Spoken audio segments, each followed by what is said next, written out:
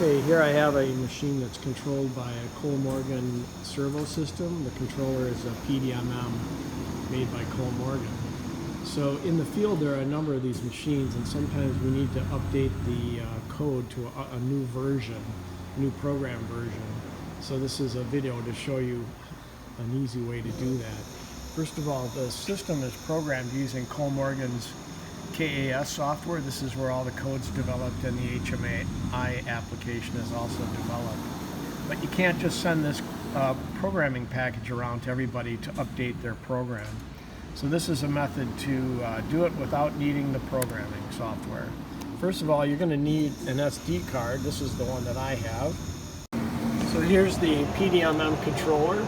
This is the second drive in this system, and here's the SD card that I'm going to insert into a slot that's down here in the drive. Just push it in with the power off. And now we can turn our system on.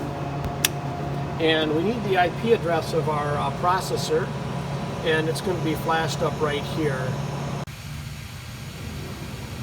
So it's P192.168.50.101.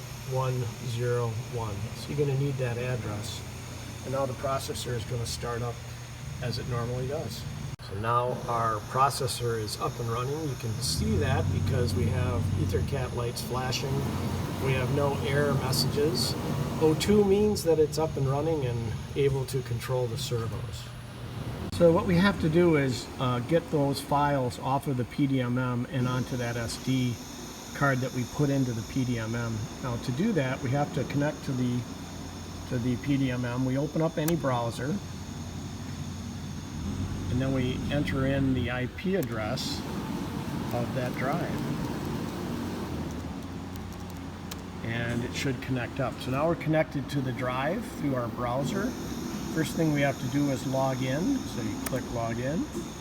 The password is the same as the username, so I'm going to copy it and I'm going to paste it in, and then click log in, and you can see now it says we're logged in as administrator. First thing we have to do, we have to stop the processor. So I'm going to come to KS application and then stop it.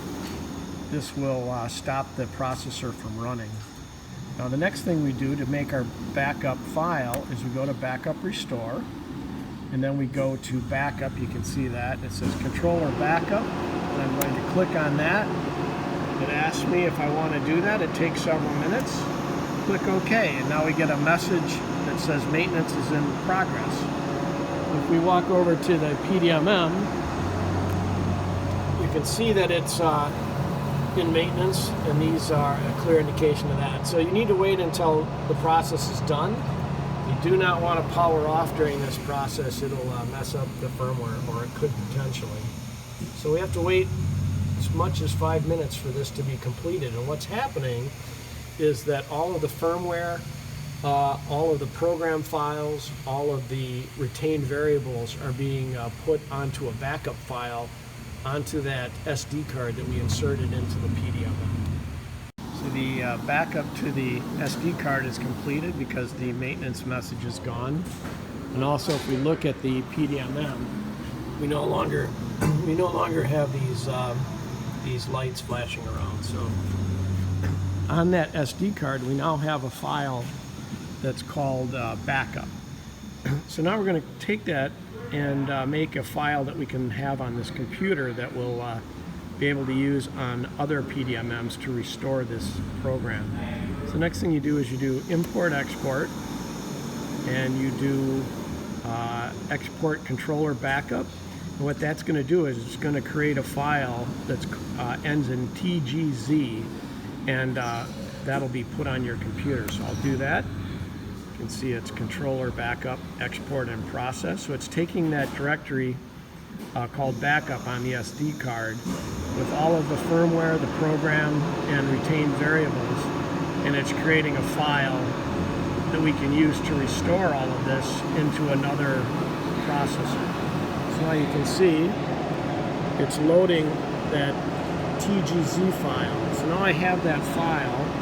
So now I have that file on my computer, so in my case I'm just going to go to Downloads directory, and there it is. So we'll copy that file, and that's the file that we can send anywhere that they can use now to download everything into their existing PDMM. This is a video to upgrade a program in the field using an SD card. So I have a blank SD card and I'm going to insert it into the slot on the PDMM.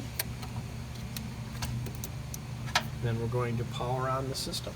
Okay, our processor is now up and running. You can tell that because the EtherCAT light's flashing and there are no faults. N602 simply means that it's in e-stop, so that's not a problem. Okay, now we need to connect to the PDMM using a browser. So I'll open a browser, enter in the IP address of the PDMM. You can get that IP address at PowerUp by watching the display on the drive. So now we're connected. To log in, password is administrator, so I'm going to copy and paste and then log in. You can see up here it says we're logged in as administrator. Next thing we do is click KAS application, and we have to stop the program, so I click stop. Next thing we do is click backup restore. Now we're going to restore using that TGZ file, but first thing we have to do is import that. We're only going to do the controller. I never do the EtherCAT devices. That's the network because it tends to screw up the firmware. So I avoid that. So I'm going to do just the controller. I'm going to choose the file.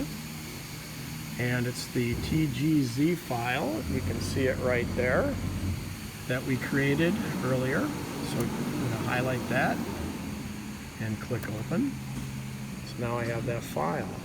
So I'm going to say replace controller backup.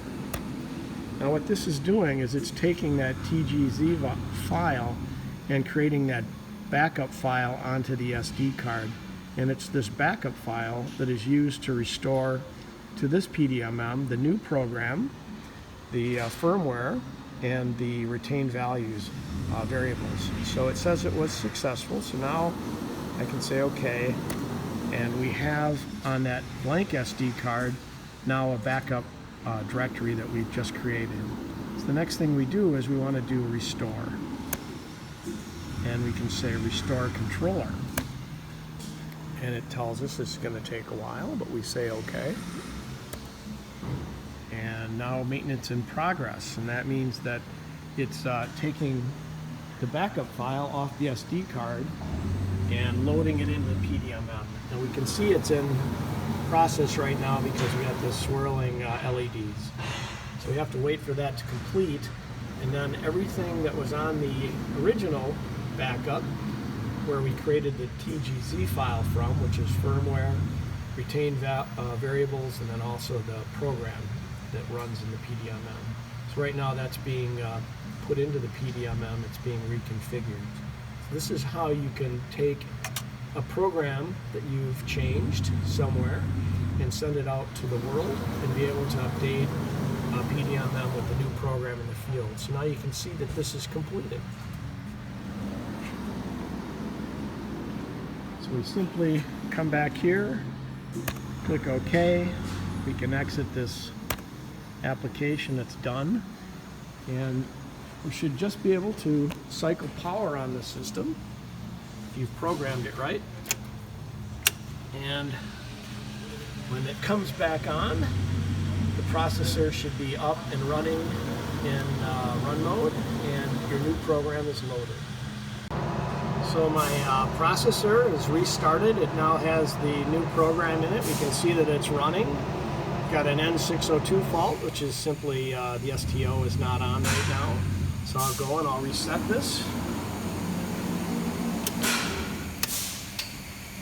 Okay, so now I've reset my system and I have O2, which means these drives are now controlling the servos. So the upgrade of this went just fine. When you're done, after you've powered off the system, you can remove that SD card and use it on the next machine.